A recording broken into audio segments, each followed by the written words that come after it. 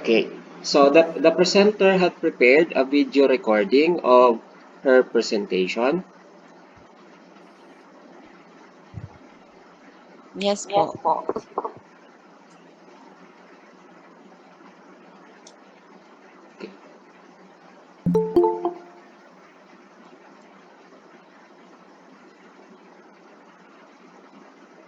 Good morning to my respected panel members, Dr. Leila Alcamilla, Ma'am Ruth F. Vicente, and Ma'am Elma F. Kennedy. Undergraduate Education and Professional Studies, Dr. Mario A. Salvador Jr. And to the graduate students and professional studies, Mrs. Coordinator, Dr. Bella Kennedy. I will be presenting title. CLE graduates in selected campuses of Romblon State University during the school year 2017-2019. For the background of the study, Romblon State University is the sole public academic institution in the province of Luzon. It offers a total of 48 undergraduate academic programs in all campuses, one of which is the teacher education course with programs such as Bachelor in Secondary Education and Bachelor in Elementary Education, which is offered in the College of Education in the main campus, Tuhichican Campus, San Fernando Campus, Cawang Campus, Santa Maria, San Agustin Campus, Calatrava, San Andres, and Santa Fe Campus. Of these campuses, only College of Education in the main campus, Ilijican and Sawa offers the Bachelor of Secondary Education program, Major in Technology and Livelihood Education, or Bachelor in Technology and Livelihood Education. Of the Bachelor of Secondary Education majors, the TLE graduates were found to have difficulty passing the licensure examinations due to the various reasons, which may be facilities needed to teach the different TLE components, teacher qualifications, curriculum, and others. Furthermore, other external factors may have affected the results of the quality of the TLE graduates, which is deemed to be resolved in this study. Thus, results of this research may be used to answer the needs of the society by adjusting the curriculum in meeting the needs of the 21st century learners. Help prepare the students not only for the world of work and land relevant employment, but also to innovate in the future. This study will also be utilized to document the employment characteristics, transition to employment, and the level of satisfaction of the graduates in terms of the level of satisfaction of the school services, learning environment, and facilities. For the theoretical framework of the study, this study is grounded on the human capital theory by Gary Becker. This theory asserts that formed education is highly instrumental to the improvement of the productive capacity of the population. Furthermore, this suggests that the most effective way to resource advancement is through investing in education. The capacity of the graduates relies on the type of curricular program offered. The more people pursue education, the more competent they are in their career field. Therefore, the more productive they become. For the conceptual framework shows the input, process, output, outcome, and feedback of the study. The data from the respondents will be the input. It includes the general profile of the BSED TLE graduates, such as demographic profiles and employment characteristics. These inputs will be accumulated through the following processes: securing the list of the graduates from the Office of the Registrar. Next will be the follow-up to the TLE major graduates through Facebook and colleagues, and then distribution of forms through Google Documents. After completing the processes, the researcher will encode, analyze, and interpret the data as the output. The outcome shall reveal the employment status of the graduate, program status, and shall be the basis of the policy recommendation of the program. Feedbacking is necessary to contribute the long-term effect of the program to the organizational targets and university's goals. Objectives of the study. The figure shows the general objectives of the study. This study seeks to conduct the tracer study document of the employment characteristics and transition to the employment of the graduates of the BSED during the school year 2016-2017 to the school year 2018 to 2019. According to Stomberg, Higher education institutions utilize data gathered from graduate research studies to assess higher education's relevance, to get useful information for the improvement of the university, contribution to its accreditation processes, and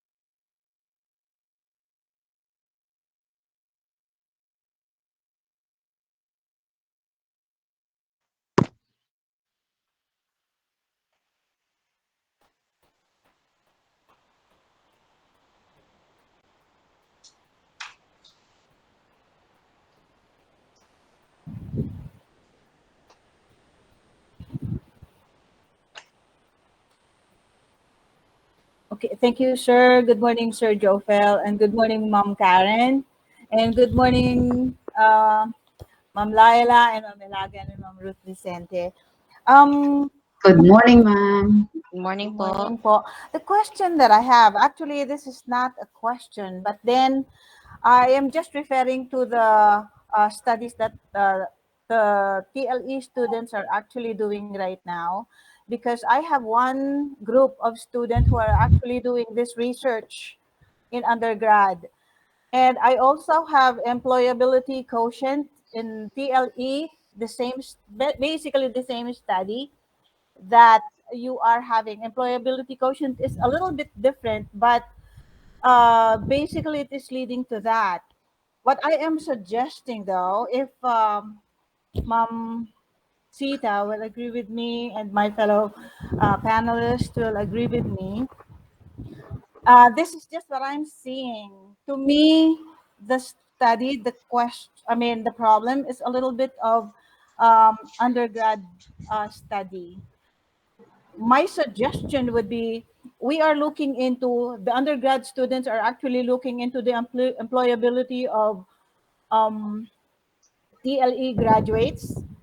But my issue here is, what if we try to make it a little bit upgraded and put it into the department, the JEPs, like what has happened to the graduates of MAED HE, because that is actually what is being looked for during the accreditation. When we are preparing for the accreditation, that is what actually is what they are looking for, the one that is supposedly for graduate studies, not the undergrad. So undergrad will have to do the graduates undergrad. That is for me. I do not know if Ma'am Laila and all the rest, or Ma'am Sita, will agree with me on that side, because what they are actually looking for is the impact of the graduates of BITLED. I mean, not BITLED, but MAED HE.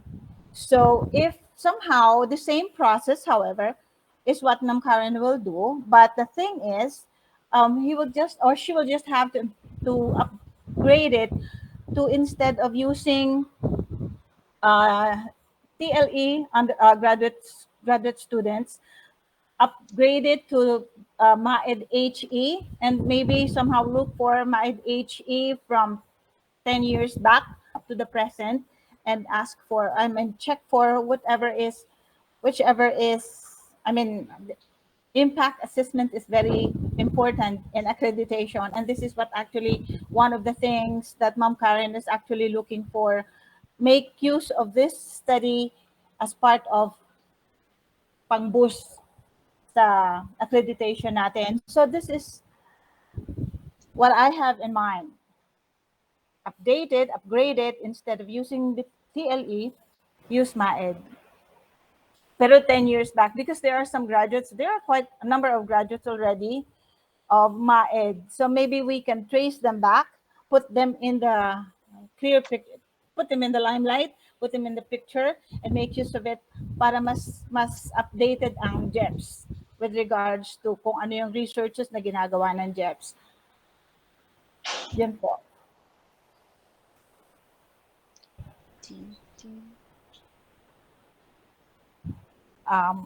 I do not know if my co-panelists will agree with me on that side, on that part.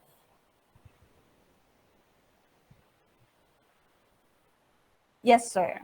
Yes, Doc.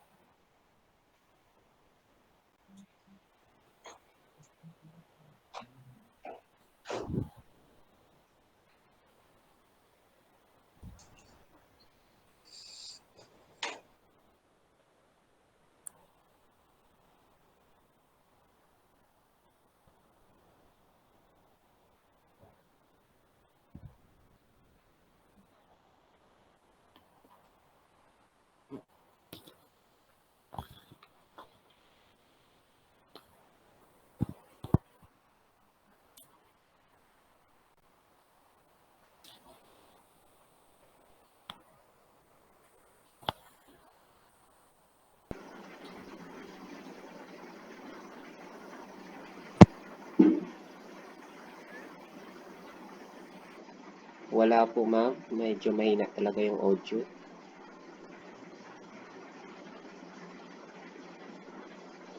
Hello, sir. Yun. Okay na, sir. Sir, Okay I na po. agree with Ma'am Elma because the study of Ma'am Wancho is more of undergraduate.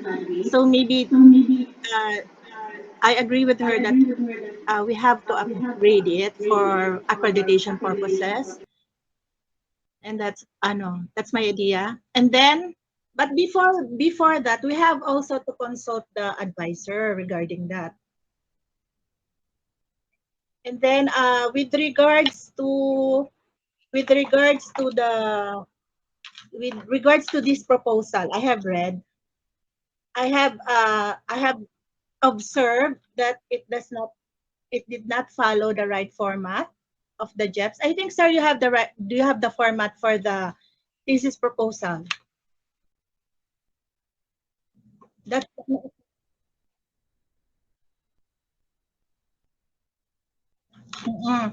And then na-observe ko rin walang mga definition of terms, and then parang walang related studies.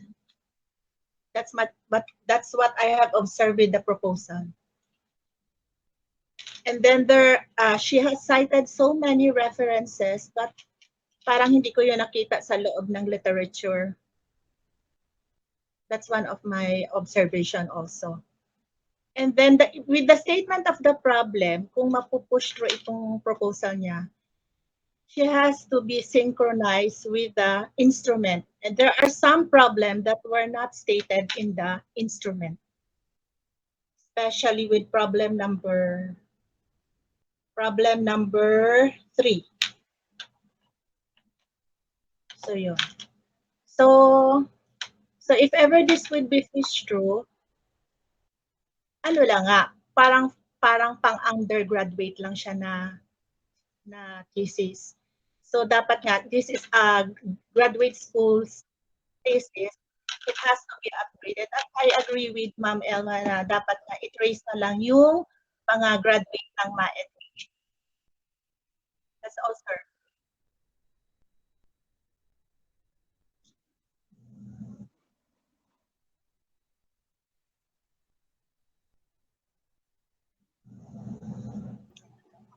Hello po, good morning everyone. Good morning Sir Jofel. Doc, di po, sir. Ngayon ko lang kayo na meet sa face to face sa virtual.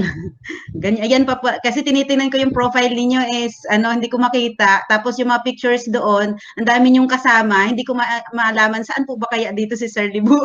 Ay si Doc Jofel, hindi ko makita. So, good to see you po today.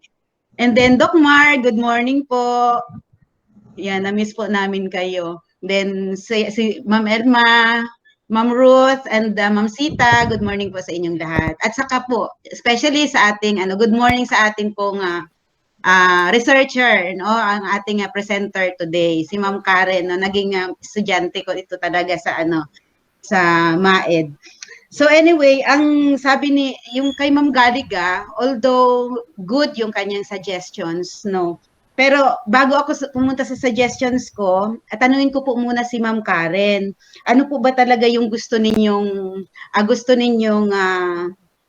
output or makuha dito sa study ninyo? It's mere on employability lang po ba talaga? Kasi may nabasa po ako dito about satisfaction ng mga graduates. May nabasa po ako dito. So, pero nang nasa title mo is about employability status lang po ng BSED TLE.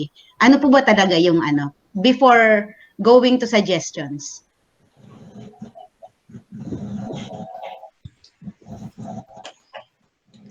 Yes po, ma'am. Thank you po sa tanong. About po sa employability status po kasi concern ko po yung sa mga nag-graduate po kasi way past 2017 po. Example po sa RSU Kahijukan. Ang iba po kasi hindi natin masabi kung based po sa curriculum, hindi po nakakapasa sa mga let passers, kung ano na pong status nila or kung nag-take nang ba sila po ng TLE po dahil gusto lang nila or may iba pa pong dahilan. Kaya baka po may isang reason din po 'yun kaya iba po yung sa status nila. Okay. So parang mag-go ako doon sa iyo, ma'am, kasi parang mas malaki yung matutulungan natin na respondents kung i-compare natin po sa JEPS. Mas kailangan po nating tulungan yung mga undergrad natin kasi usually yung mga students natin po, mga graduates natin sa MAED, they are all employed na po. So hindi na po siguro kailangan na tulungan natin sila. So yung dito sa mga, saan pa po yan, ma'am? Aside from Kahijukan, sa main campus, saan pa ba yun? Merong TLE, Sa ang Sawang may po. Bitilid sa Sawang. Opo. So at saka mas marami po tayong graduates doon na malay hindi natin alam ngayon na kung sila ba ay employed na o sila ba ay pasado na sa LET or where are they now? So parang nakita ko na parang gusto ko din or ewan ko lang din kay ma'am ano kung sa inyo po kung mag-agree din po kayo, pero mas nakita ko na mas malaki po yung scope kapag ito po yung ang magiging respondents po natin. Mananatili po tayo sa mga undergrad sa mga ano sa graduates po ng DTLED. Kasi kumbaga ito future kasi magiging teacher ito si ma'am kung sa alin mang mga colleges diyan, 'di ba? Pwede siyang sa Kahijukan, diyan sa main campus or whatever. So kung ano man yung findings niya dito and then output niya or output niya dito, mai-apply niya mismo as siya yung nag-conduct ng research. Doon sa magagawa niya ng paraan at para din po matulungan natin, mas marami po tayong matutulungan. Ang concern ko lang po dito kay ma'am, tama po si Ma'am Gariga, tama po si Ma'am Ruth, na very, ano bang tawag doon, shallow, yung parang mababaw po yung scope ng study. So I would rather suggest na bigyan pa po natin na lang, kung okay po sa iba sa ating mga kasama, na aside from finding just the mere employability status of the BS and TLE graduates, why not add yung mga challenges, ano ba yung mga challenges na encounter ng mga graduates natin before finding or before the employment and during the employment. Para, kasi yun, pag nakita natin yung mga challenges, ito pala yung naranasan ng mga bata, nahirapan silang maghanap ng trabaho kasi ang grade nila kasi hindi sila pasado sa LET, o ang grade nila is ganito lang, or may mga skills na hindi nagkulang. So, yun yung gagawan ngayon ng paraan, ng ano ni ma'am, yun yung magiging output niya. And based on that, para magiging basis ito, para si ma'am ay mag-develop ng isang program. Pero yung policy kasi ma'am, nakita mo dito ay parang ang ano mo dito, output mo is policy. Opo. Parang I think po bibilisan na natin, direct to the point na po ako ha. Opo. Parang yung policy po is not our concern, no? It's not our kumbaga hindi tayo yung right person to make to recommend policy. So may mga tao magagaling diyan na nasa taas na they are siguro talaga sila yung tama. So ang I would rather suggest na instead of policy ay why not think of yung mga extension programs, action plans, yung mga strategies. Yun yung mga mag-develop ka ng mga ganon para mapalalim po itong study ninyo na meron tayong output na pwedeng i-apply sa Kahijukan, pwedeng i-apply sa main campus, pwedeng i-apply doon pa sa ibang campuses na nag-o-offer po ng BTLED as of now. And then pwede din natin po kasi si Ma'am meron akong nung last na advice ko si Ma'am Bell sa SED po, ang kanya pong study is yung mga factors, no, determine predictors of LET passers, yung mga factors na nakaapekto sa LET, sa pag-take ng LET ng mga graduates. Ngayon parang continuation ito. Nakita na natin kung anong factors nung mga LET kumbaga ay ng mga factors ng bata, bakit sila nakakapasa, hindi nakakapasa sa LET. Ito naman, after na nila ng employability na.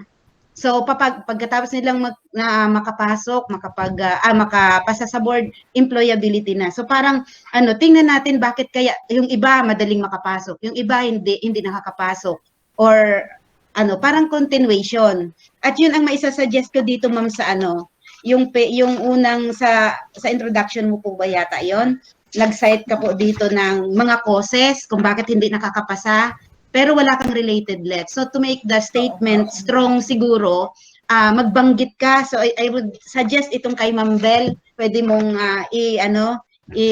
kuhanin na as related literature. Kasi kung sasabihin mo lang dito na ito yung mga reasons bakit hindi nakakapasa, facilities needed to teach the different components, yung mga teacher qualification, curriculum, and others, ay ano po ang mo dito, basis? Bakit mo nasabi na talagang yan? Di ba, lahat dapat patunayan through research muna. So, magsasite ka po dito, ma'am. Yun yung suggestion ko.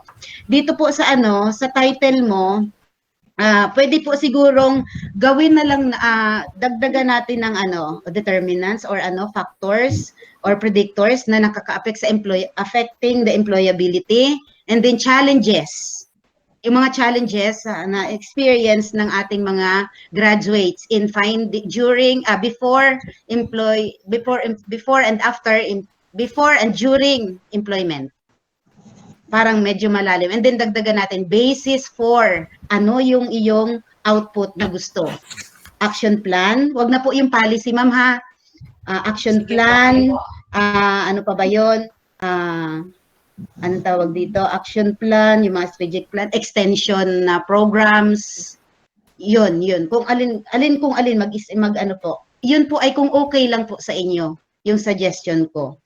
So, medyo malalim na po yun pagka tiningnan na po natin yung mga factors affecting the employabilities of the graduates, and then the challenges they encountered, and then basis for anong output ang gusto mo po dito.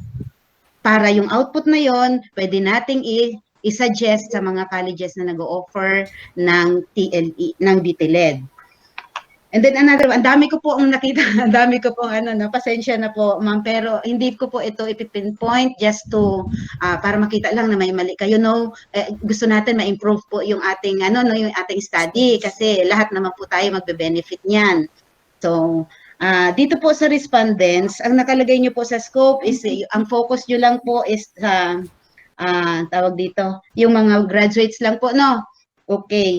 Pero meron po kayong sinabi dito na gusto nyong i-determine yung weakness at saka yung strength ng curriculum na ino-offer ng bawat colleges na mayroong TLE.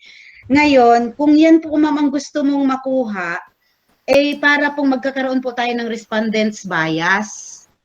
Kung ang kukunin lang po nating respondents ay yung side lang po ng mga graduates. So dapat kuhanin din po natin yung side ng faculty, yung side po ng other stakeholders. So lahat po ng stakeholders should be involved pagdating po diyan sa yung pagdi-determine ng weaknesses and strength of the curriculum. Pero part po ba talaga yun? Kailangan mo pa ba talagang i-identify? Kasi nakalagay yun dito sa yun, tama si Ma'am Rose kanina, may mga questions ka sa SOP mo na wala sa tools o dito sa questionnaire. And then meron ka namang iba sa questionnaire, wala saan ba yung nakita ko? Parang kulang sa SOP. Parang wala ka dito sa SOP. Nandito pala, number 5. Nakalagay ka dito, what are the strengths and weaknesses? So kung ang iyo pong respondents dito, sabi ko kanina ay yung students lang or graduates lang, para magkakaroon po tayo, ma'am, ng respondents bias. So that's why I suggest po na kuhanin din po natin yung side ng iba pang pong stakeholders, not only the graduates. Yan.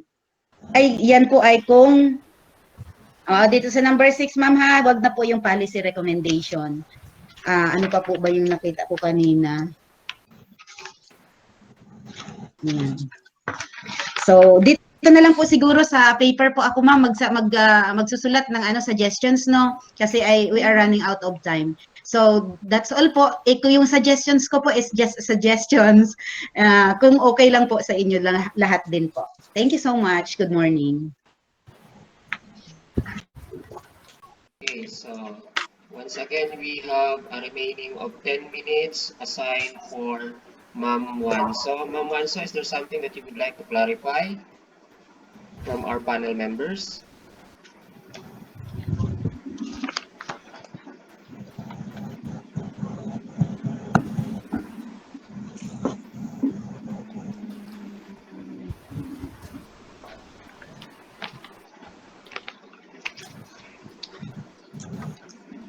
Additional lang, correction lang po pala, ma'am. Good morning po ulit, Doc, Doc Mar, ma'am.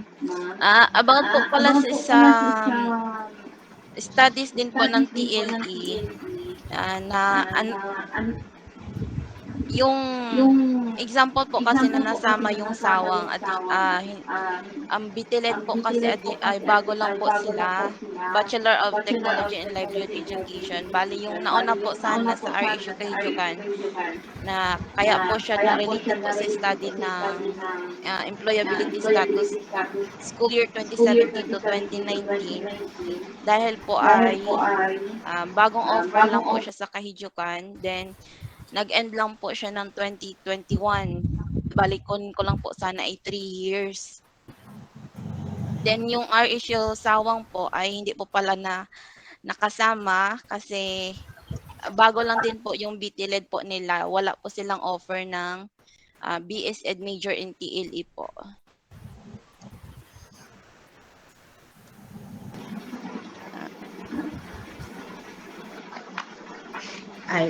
Doc Jopel, pwede pong magdagdag ako, konting-konti na lang. Dito po sa instrument po ni ma'am, doon po sa strength and weaknesses of I suggest ko po ay scale na lang po ito, not hindi lang yung strength and weakness talaga. So, palagyan niya na lang po ng scale. 1 to 5 ma'am,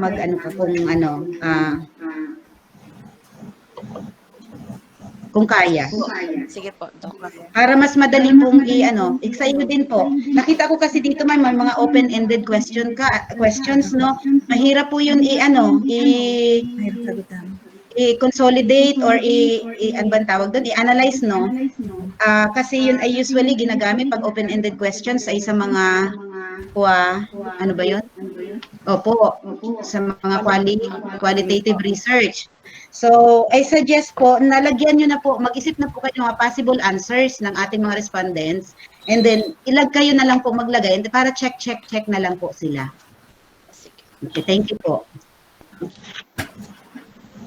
Okay, so, Ma'am Sita, do you have any directions to our candidate, ma'am?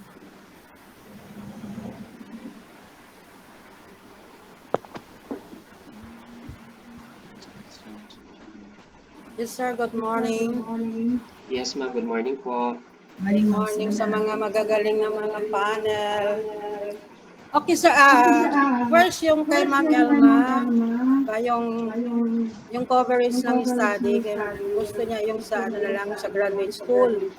Am I right, ma'am? Yes, ma'am. Yes, Because po. of the Yes po. accreditation. Opo, yes, ma'am. Okay, ma'am, yung study namin ay magagamit pa rin doon sa undergrad kasi ongoing pa naman ang accreditation ng undergrad. Oh, yeah. Opo.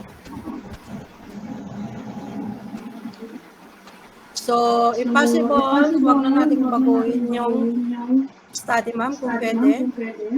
Yes, ma'am. Okay. Pwede, ma'am?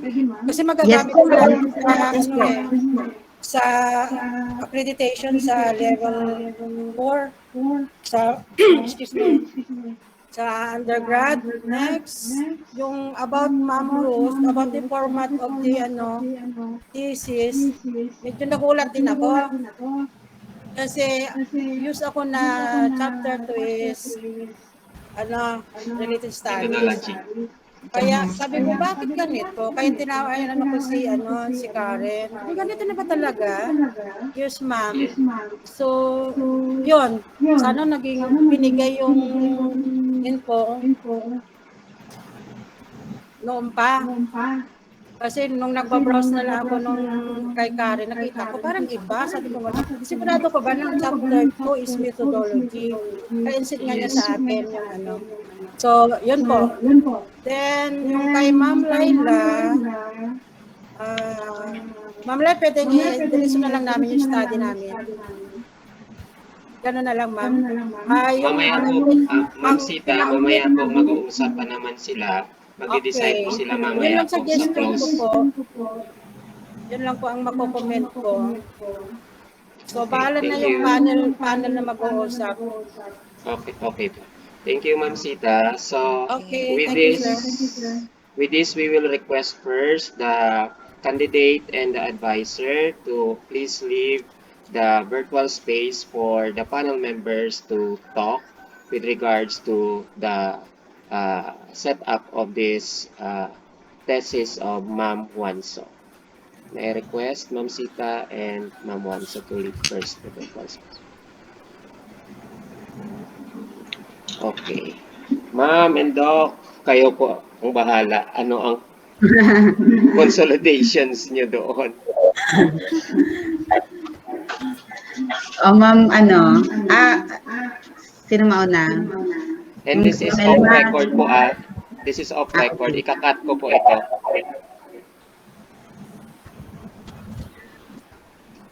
So yung ma'am, yung side ni Ma'am Sita, nakat kasi ako nung huli, hindi ko na narinig yung ibang sinabi niya. Yung nauna lang po na sinabi niya na abang tawag dito, wag nang baguhin yung scope, no? Sa undergrad na. So, okay na po yun sa inyo. Sa akin po, okay lang po yun. So, for me also, okay na rin yun. Anyway, it will be used for accreditation purpose also.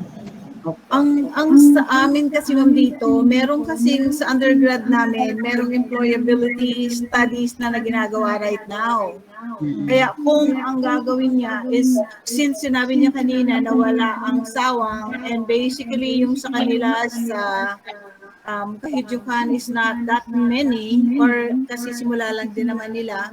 So ang mangyayari niyan, from 2017 to now, to the present, to 2019 pala, sorry, parang ang mangyayari is RSU main pa rin, ang magiging main target niya. Kasi kung titingnan ng employability status from 2017 to the present, hindi ko kung gaano karami yung number of student doon. Kasi yung study na ginagawa nila dito right now ng mga estudyante ng undergrad ay 2017 to 2019. Kaya hindi ko alam kung anong population. Oo. You mean the same population, ma'am?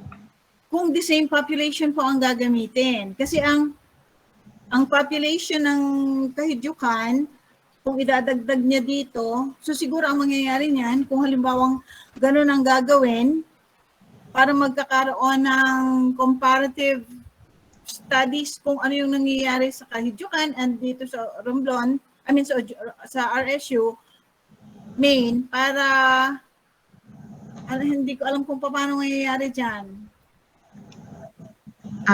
Bali ma'am, yung dyan sa yung kinoconduct nyo, ongoing... basically, yes ma'am, basically the same problem ma'am employability status employability lang po. Okay. So, doon po sa suggestion ko kanina is parang hindi na parang ititwist natin po yung yung mga challenges na isama na natin kasi yung sa SED naman is mere employability lang naman. So, dito po, yung kuhanin natin yung mga predictors of yung mga determinants or factors ng employability ng graduates, and then yung mga challenges nila, mas malalim na yon. Parang continuation, additional information na yun doon sa magiging data ng SED na employability lang. Di ba doon sa employability is kukunin lang naman nila ilan yung employed, ilan yung unemployed. Meron dalawang studies kasi yung dito, ma'am. Yung isa is employability status ng TLE, at tapos yung isa is employability quotient, which discusses yung kanilang yung mga ng mga characteristics and yung mga ng mga estudyante. Sa personal, mga characteristics ng Yes. ng Characteristics okay. ng isang So, pwede for na, them to get employed. oo. So, pwede na ito, ma'am, na kasi dito nga sa predictors at saka yung mga challenges, ano yung mga factors affecting at saka ano yung mga challenges nila. Parang additional input po, information po yon doon sa kung nakuha na nila yung employability status at saka yung mga characteristics ng mga graduates. So, ito naman, ano yung factors na nakaapekto para makahanap agad sila ng trabaho or bakit hindi sila agad nakahanap? Ano yung mga problema na na-encounter nila. Parang additional information pa rin po yun. Additional information. Opo. Okay lang din naman sa akin kung ano. Pero ang question ko lang po, would it not be too shallow for... Kailangan i-revise po talaga itong i-revise. Would it not be too shallow hindi for jobs? na employability status. Alisin po natin yung status dito. Sa ano pa lang. Ano kaya magiging, kung sakali ma'am, paano kaya natin i-frame yung kanyang problem, kung sakali? Pwede sigurong mga factorial analysis, graduates, TLE graduates factorial analysis of employability. Yeah. Challenges. Challenges, oo. Then basis, then colon, basis for an extension program or kung ano yung output ni ma'am. Pwede. Oo, No. pwede. Parang factorial analysis of suggestion ko lang po yun. Factorial analysis of TLE Program. graduates employability. TLE graduates employability and challenges. TLE, BSED yun no? BSED, major. BSED TLE, ma'am. Major in TLE, employability and challenges. And challenges. And then basis, colon, Basis for extension. Oo, yun. Pwede yun. Basis for... Para matulungan yung mga graduates natin, pwede siguro magkaroon ng mga job fair para sa kanila, mag-develop ng mga or ng isang program kung saan pwedeng ma-employ yung mga unemployed. O yun. No, ma'am, no. Basis for extension program proposal. Or wala na yung proposal, extension program lang. Extension program. Program. Ano po kaya? Yan. Yan yung suggestion ko. Baka may iba pa po kayong suggestion. Pwede naman, walang extension program ang JEPS masyado sa TLE. Ha? Wala pong extension program ang JEPS sa MAED HE. Yan. Correct. Pwede yan. Extension program. Oo. Opo.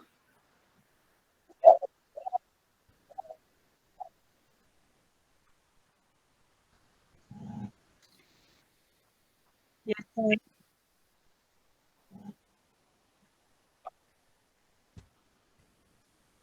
Oh, yes po, yes po. Sir,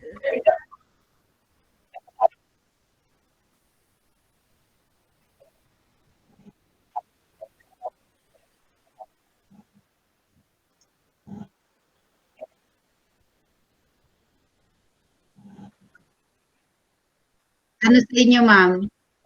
Major ba ito? Major ba? Medyo, no? Naiba talaga yung May iba yung instrument niya may iba yung mga instruments niya, ma'am. Okay. So, major po tayo. Additional sa review of lead, RRL. Okay. Opo. Saka wala siya ma'am related studies. But dito sa niya, wala siyang present na related studies. I will Ma'am, take siguro. Meron, ma'am? Meron siya synthesis. May konti siya, ma'am. Literature, synthesis. Dito po sa page 9. Pero konti lang. Oo, Konti lang. Since babaguhin naman siguro yung magkakaroon ng panibagong oo, literature. literature. Kasi maraming yung mga factors or determinants, another RRL yun. Opo. Yes po.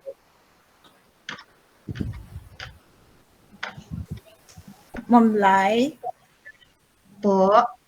siguro ipa-identify din natin, ma'am, kung sino at alin ang respondents niya. Oh, yes po. Yun po, para ano.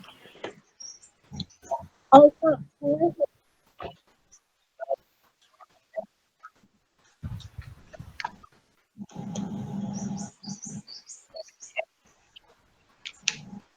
Okay. So, Ma'am Karen, good morning again. Good morning po, Doc. Huwag kang malulungkot, ha? So, pinapaganda po natin itong study ninyo, no? Para mas tawag dito, useful, at the same time po ay masasabing pang graduate studies po talaga na research, writing. Okay. So, doon po sa ating actually kanina napag-usapan po namin na ito po ay nagkaroon ng changes po sa title. So, ito po yung suggestion naming title. Kung okay lang sa'yo, nakabuo kami ng isa. Parang factorial analysis of BS-Ed PLE major in employability and challenges. Then basis for extension program. Kasi kailangan daw ng JEPs ng extension program para i-adapt nila yung extension program na ipopropose mo based din sa result ng study. Okay. So, ang sabi din pala ni Ma'am Galiga, kung ito factorial analysis of BS-Ed PLE major in employability and challenges ang magiging title mo, sino ba talaga na ang magiging respondents mo dito?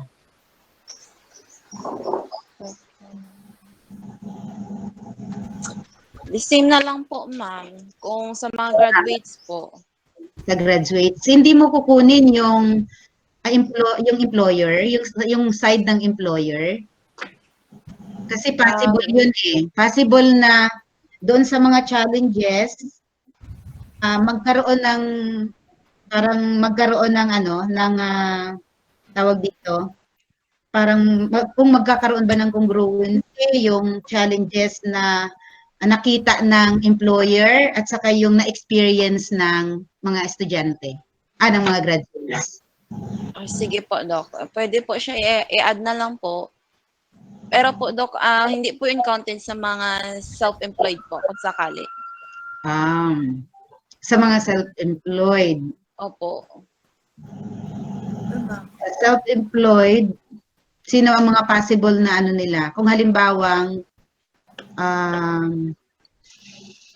meron din namang pag self-employed sila, meron silang mga, halimbawa, may business? Either po ang iba po ay may business, kaso yung iba din po na kilala ko ay more on family lang po muna. Then kung sa let passers naman po ay ilan sa example po dito ay sa Kajukan po.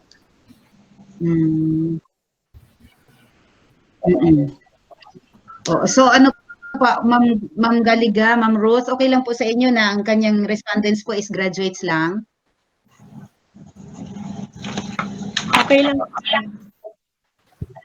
Graduates lang ang population niya ng studies. Okay lang yun. For me, it's okay. Ma'am Elma. So, okay lang. Okay. So, Sige, So, titingnan na lang din natin, baka may makita kasi ongoing pa naman yan Sige eh. po. May mga changes pa din naman kapag ano. So, pag-aaralan ko pa din ito ng ano para sa suggestions ko. Okay. Sige po, Doc. So, ito na lang ma'am yung final ano namin, final findings. So, ito ay pasado sa ating mga ang tawag dito panel, mga panelists no with major revisions nga lang kasi medyo talagang nag-twist yung atin pong title at napaano. So okay lang po yun. Very good na talaga ang iyong presentations, may mga revisions. So congratulations po. Ma'am Sita, congrats po at saka Ma'am Wanzo. And good luck po sa inyo. Thank you po, Doc. Thank you po, ma'am. Okay, so to Ma'am Wanso, ma'am, congratulations in joining our virtual thesis defense, and the panel members are expecting for the incorporation of all the suggestions and recommendations in your manuscript. So with that, thank you so much, ma'am, in joining our virtual defense, and congratulations. Thank you po, Doc. Congrats po. Thank you. Thank you. Congrats, Ma'am Karen. Thank you, ma'am. Congrats, Ma'am Sita.